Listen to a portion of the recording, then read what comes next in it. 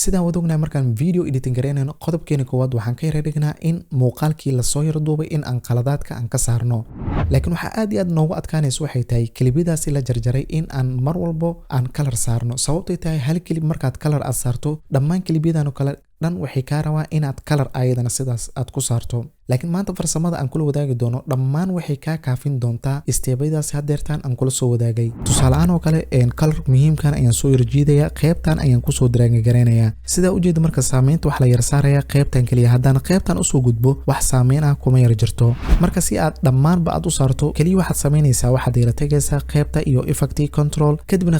qaybtan ay ku qoran tahay masterka ayaad ka dooranaysaa ma ahan qaybtan MVI-da effectska ayaad u soo laabanaysaa colorkii ku diyaarsanay ayaad soo yarjiidaysaa kadibna waxaad yara keenaysaa qaybta iyo effect control kadibna meeshan ayaad basti ku leedahay clip walba markaas aan tagno colorka sidaas fudud ayuu ku yara saaran yahay